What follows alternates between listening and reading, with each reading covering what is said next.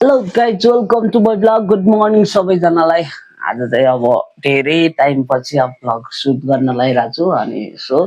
मेरो किचन चाहिँ यही हो अब यहाँनिर चाहिँ म चट्ट लाएर अब खाना बनाउँछु किन भन्दा मेरो मिसेस जबमा जानुपर्छ नि त सो देन अब चाहिँ स्टार्टिङ गर्न लागेको छ है गाइज सो अब गाइज हामी चाहिँ अब cauliflower अनि पट्याटो कटिङ गर्ने हो अनि खाने हो खाए ल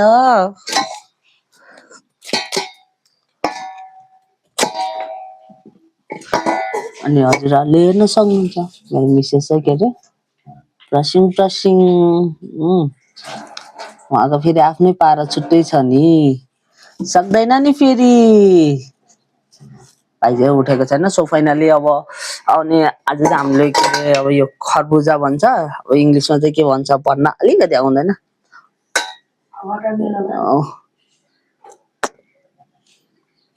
वाटरमेलन भन्छ रे आम्बो मेरो बुढीलाई थाहा रहेछ मलाई चाहिँ थाहा थिएन कि पढ्ने बेलामा गुच्चा खेल्दै हिँड्यो त्यही त हो नि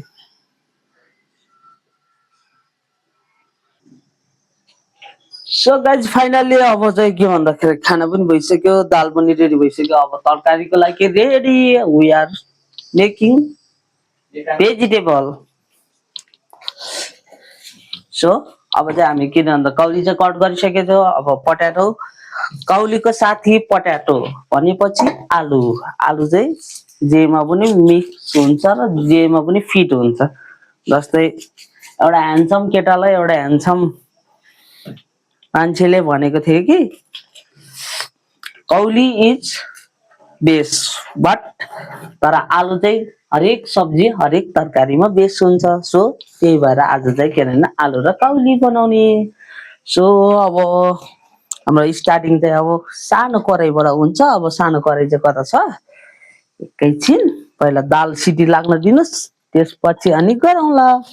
अनि बिहानै म सपिङ गरेर आएको थिएँ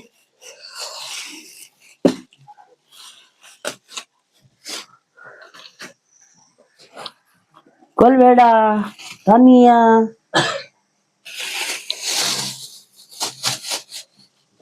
कागज पनि हालेर यहाँ कागज ल्याएको हुनुहुन्छ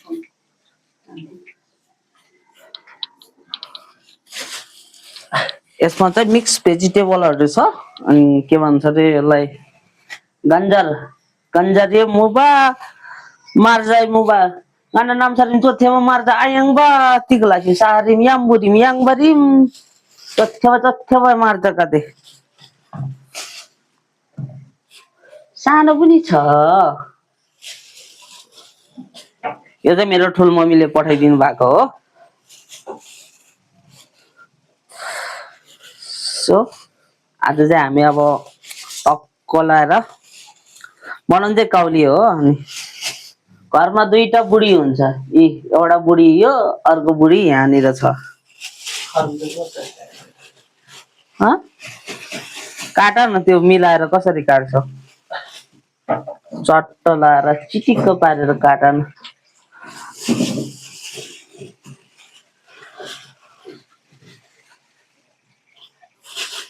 सो गाइस देन मर्निङको टाइम भनेको यस्तै नै हो अब बिहान मर्निङ टाइम अब यस्तै हुन्छ अब अलि अप्ठ्यारै हुन्छ अलि असजिलै हुन्छ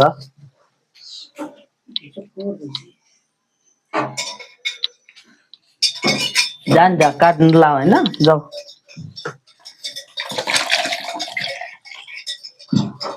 सबै हामी चाहिँ किन भन्दा के अरे सबै परिवार बस्यो परिवार बसेर मिलेर आफआफ्नोले आफ्नो ड्युटी गर्छ कसले के गर्ने कसो गर्ने अब त्यही हो नाम दिम मार्चुरा मार्दा आशा पनि मुबती क्लास वही सो गाइस अब चाहिँ प्याज कटिङ गर्ने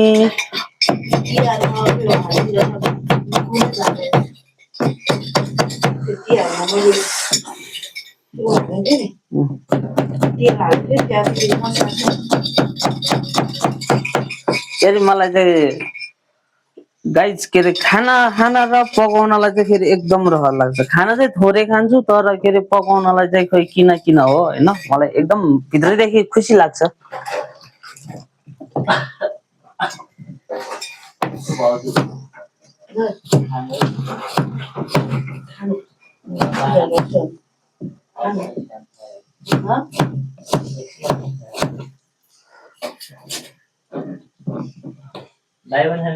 हाँ म नखाने बाबु खाऊ खान अलिअलि भाउजूले त आधी त्यो ठुलो पनि आधी गरेन अनि टक्क लाएर अब बहिनी चाहिँ सुतिरहेको छ अब बहिनीलाई त के भन्नु अब बिचरा छोरी मान्छे अब सुतिरहेछ ओ माई गड पानी श्वास श्वास पो गरे त माछाको पानी फेर्यो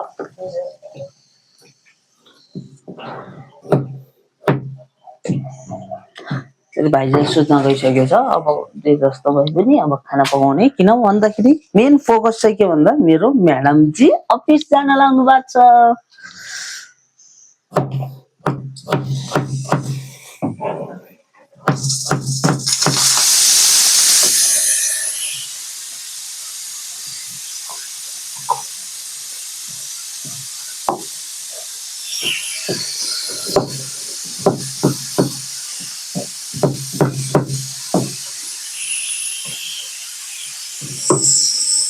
कति कराको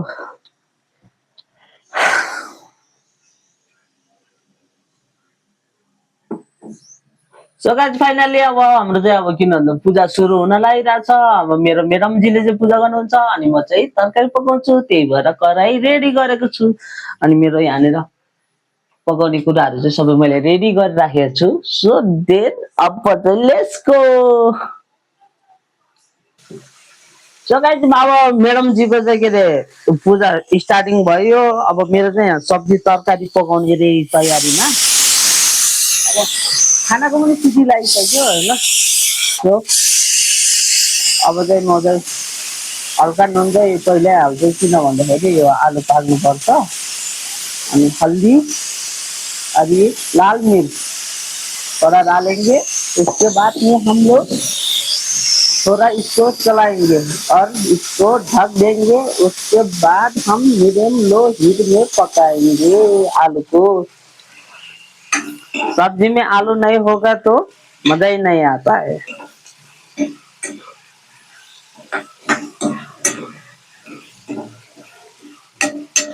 तर सबैजना सोध्नुहुन्छ होला घरमा छोरी मान्छे हुँदा हुँदा छोरा मान्छेले खाना पकाउँछ भन्छ तर मलाई चाहिँ खाना पकाउँदाखेरि एकदम खुसी रमाइलो हुन्छ नि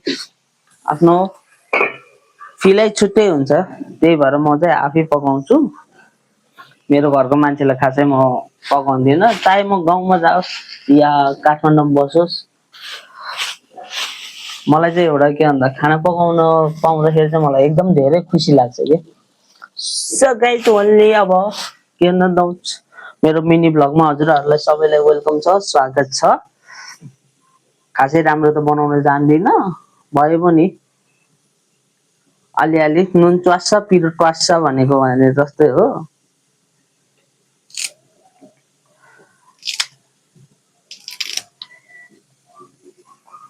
ल गाइस